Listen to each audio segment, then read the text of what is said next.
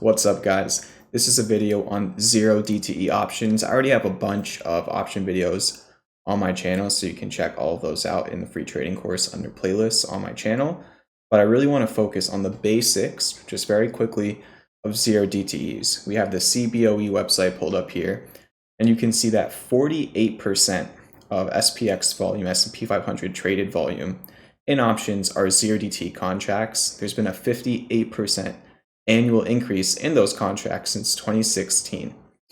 And in general, for those of you who are completely new to options and everything in terms of derivatives, please don't go right into 0 DTEs. These are very risky. Basically, you have a very small amount of time to exactly predict where a stock or ETF that you're traded could be headed to next. So before I go into anything in this video, please understand that there are a lot of risks involved. You can lose all the money you put into these contracts very quickly. So hopefully you can learn some risk management and strategies from this video to potentially help you trade better. So in general, these same-day expiration contracts really are very popular amongst retail traders. Even on the institutional side, sometimes they use it for hedging. As I said, it's good to know that basically on a specific date, for things like the SPY and the QQQ, it actually is every single day they're offering these 0 DTE contracts. For other names, like most stocks, you're not going to see that a lot. People have kind of coined this new term, Lotto Fridays, where basically these stocks, their options expire on Fridays. And on that one singular day, you can trade certain assets and have 0 DTEs, even though they're not SPY and QQQ. So most of the traders, I'm sure that all of you see, they're trading SPY and QQQ contracts quite a bit on 0 DTEs, maybe like Monday to Thursday, and they'll have like a Lotto Friday where they'll trade some other large caps or whatever it is. But there are a lot of things to keep in mind, all right? As it says right here, they're short-term positions. The outcome of the trade should be pretty quick, and you should really know whether it was a winner or loser pretty quickly. Right? Even if you were to get into a trade right at the open at 9:30, and we're going to talk about like the times of the day and how that kind of affects the trade. Let's say you were to put on a position at 9:30, no matter what, that would be done by the end of the day on the same trading day. You literally just have that trading day to execute that position. If you don't, it expires. And there's a variety of different things that can come from that, but we're not going to get into that right now. We're just talking about trading them. So there's a lot of different trading strategies, call spreads and iron condors and all that stuff. I'm not going to get into that. What we are going to do is head over to the charts, and I'm going to focus more just on simple longing calls, longing puts, hypothetically, and really talk about some strategies I use, the timeframes I use, the patterns I use, how I read the options chains, and just get all of that uncovered. So let's head over to the charts. All right, like I said, these contracts are very risky, but with that risk comes a much higher potential reward on these contracts. So looking at the options chain right over here, let's say it's March 15th currently, and the market is open, and you see that the S&P 500 is trading at 514.95, and you want to get into calls, right? Please understand the basics of options before watching this video. So the links for my other option videos, like the basic stuff, will be in the description. And so basically, if you were to get into this contract, at the time of entering it, you would be in the money, right? However, if you went for the 515 contract, and let's say the market just went sideways for the rest of the day, right? I'll make this a little bit bigger so you can see it. If you were to enter that 515 contract and the market stayed here somehow for the whole entire day and didn't move, literally on that same exact day, this 74 cents of premium would have gone completely to zero. So you have to understand that first. But let's say the SPY makes a move up to 517, 518, and you were correct about that move. These contracts at 74 cents could have gone to $3 or $4. They could have gone up hundreds of percent. So you understand both sides of that. Pretty much the same thing for puts. Let's say the current price is 514.95, and then let's call it a 514 put instead of a call. You would need on the same exact day for the SPY to fall under that price. And not just in general, also in a good amount of time, right? If really it takes until the end of the day for the SPY to get down to that level, theta, which we're going to be talking about right now, is going to keep eating at those contracts.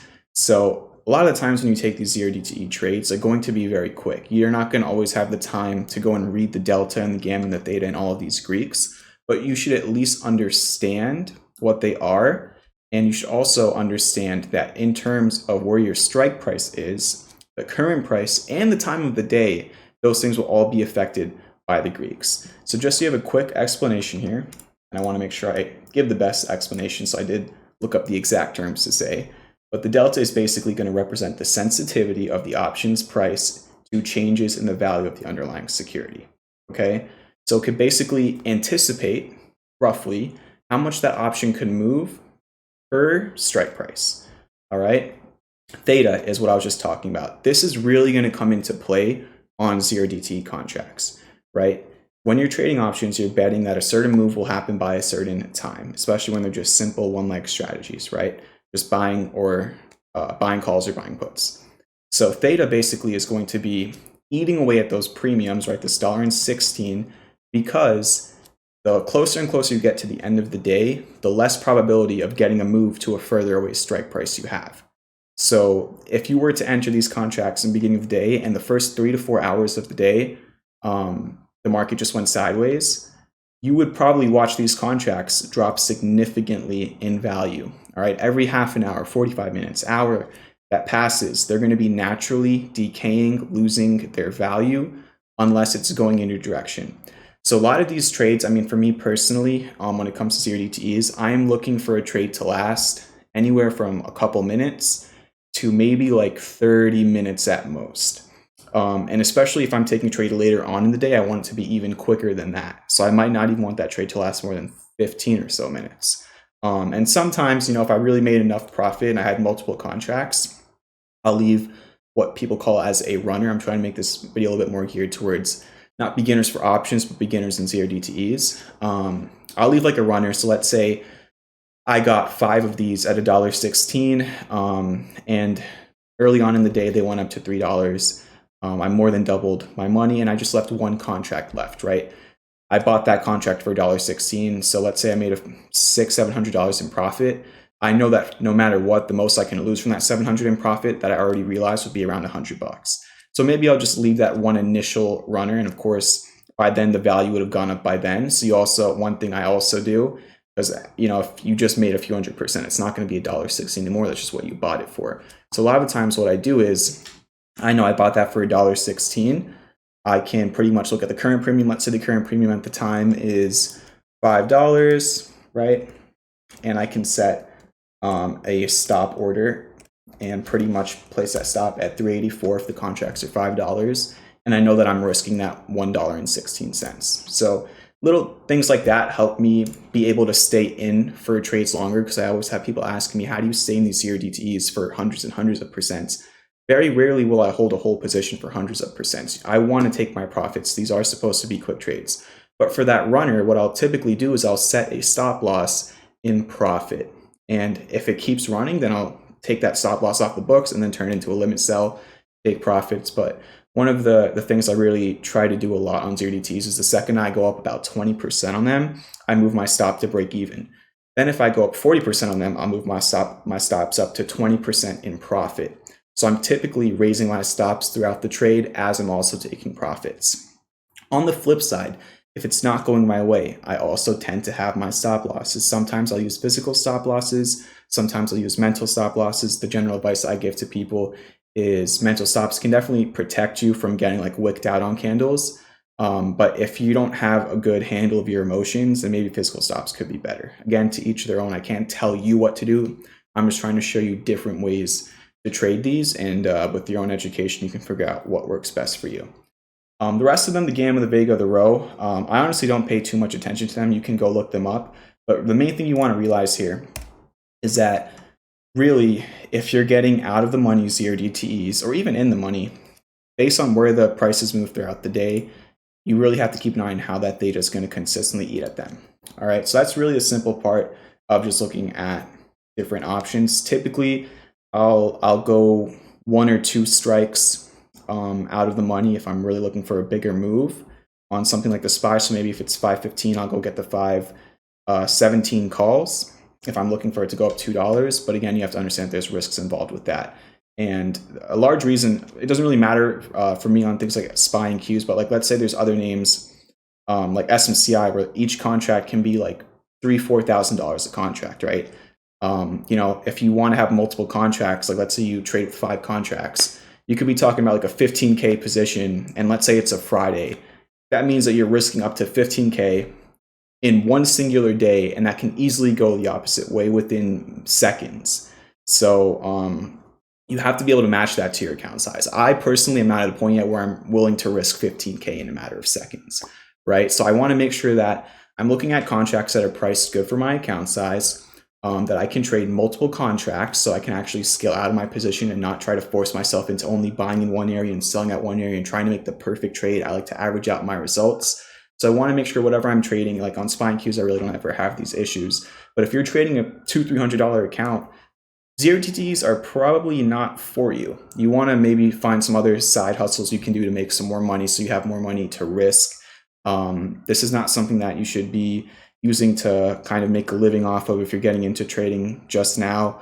These are risky and they're just for very particular trades when you have a very short-term thesis on where the market could be headed to. All right, so in terms of just some general tips and tricks, let's go over them. But first, we are talking about options, and I want to talk about today's sponsor, Public. Public recently launched options trading on their platform. It is easy to sign up, and trading options on Public is commission-free. There are no per-contract fees. They have an options hub where you can explore actively traded options and so much more. What makes Public different is that they're actually sharing 50% of their options revenue with you, meaning you get an 18-cent rebate back for each contract you trade. This 18 cents is expiring March 31st. So make sure you sign up by clicking the link in the video description and activating options trading on Public before March 31st, 2024 to lock in your lifetime rebate. Now back to the video. All right, in terms of the charts, I really focus on the 15-minute and the 5-minute time frames. Anything above the 15-minute for zero DTEs is typically not something I want to be looking at, right? We are looking at shorter term time frames because they are shorter term trades. Sometimes if I have like a daily important level, like maybe it's previous all-time highs on the S&P that you're testing or the 200 SMA, and I know that there could be some confluence there, which means other traders could be looking at the same levels, then yes, I will note those and I'll actually make sure that I bring them over, right? So I can actually go to TradingView on visibility, have it selected to show on the daily and see the same line on my lower time frames. So typically 15-minute and 5-minute are the time frames I look at. What I try to do every single morning is let the first couple of minutes pass, right? And I really want to quickly talk about the different times of the day. I actually have a quick pros and cons list here. But I think a lot of people primarily trade like that morning type of trade because there tends to be more volume and volatility there, which is something that if you are correct can heavily work in your favor and give you those crazy gains on zero DTEs. So you have to be careful though, because a lot of the times it doesn't matter as much on the SPY and the Qs because they're a lot more liquid, but a lot of the times the first couple of minutes of the day, the options are really kind of like finding their prices and they're not going to be moving maybe exactly as your mind would anticipate them to move. It's really hard to explain this until you kind of have experience with it.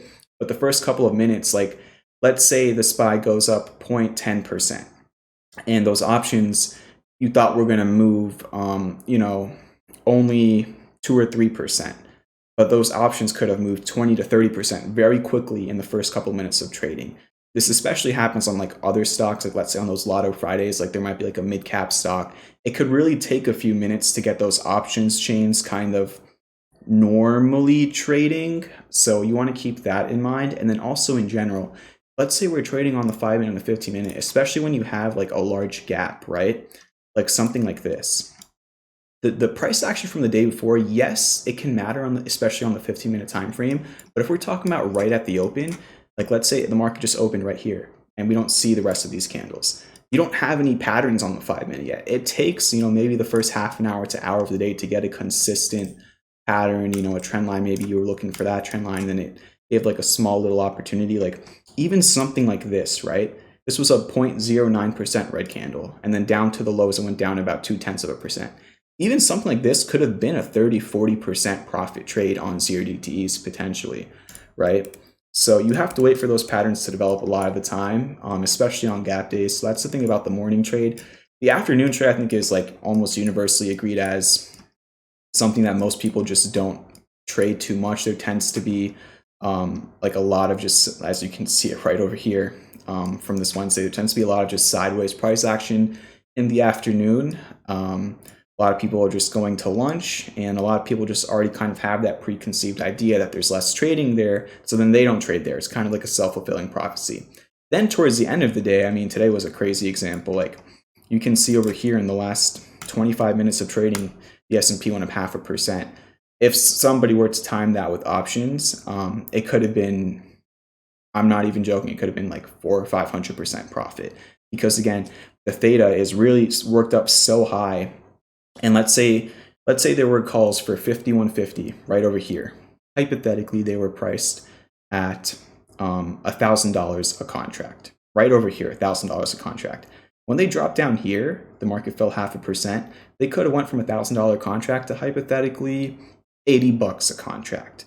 And then they could have went, from $80 down over here back up to maybe like $700 or $800, right? Hypothetically, please do your own math and understand that it's going to be different in each situation. But that's just how much volatility you have at the end of the day. So at the end of the day, it's like it's very, very risky. But if you somehow time it perfectly, it could be beneficial. So just understand that there's different times of the day. In terms of the indicators I use and stuff, simple levels, like you can see multiple times you rejected that resistance. I also like to use my trend lines here. You can see right there. Two things I do keep on my charts are, can't see it too well, but this is the 9 EMA over here, and then also this yellow line is the VWAP. I also pretty much keep volume on all the time. If you do see my charts on X and on the Discord, you might see the MACD and the RSI here. Typically, I use those more on like the 4-hour and the daily for swing trades. They just tend to stay on my trading view at all times. Once in a while, if it does line up with the trade I'm looking for, if I see some divergence on the oscillators, I might also consider that, but typically I'm more focused on simple support resistance, VWAP, and 9 EMA. That's really what I focus on. So that's pretty much what you got to know in terms of the basics about ZeroDTs. There's a lot of complex strategies, like I said before. Please understand the risks involved. All right. Once again, I want to shout out Public for sponsoring today's video. Make sure to check out Public and sign up for options trading by March 31st to lock in your lifetime rebate. You can use the link in the description below, public.com/championvibe, to sign up. I hope you all enjoyed the video. Hit the subscribe button, the like button. If you want just little short snippet education videos like this, I know sometimes they could be overdone. I don't want to do that. I just want to kind of do these once in a while for topics that a lot of you are interested in. Let me know in the comments below what video I should make next in terms of just simple education with trading. And then if you want to see the rest of my free course on my channel, that link will also be in the description. Thank you very much and have a great rest of your day.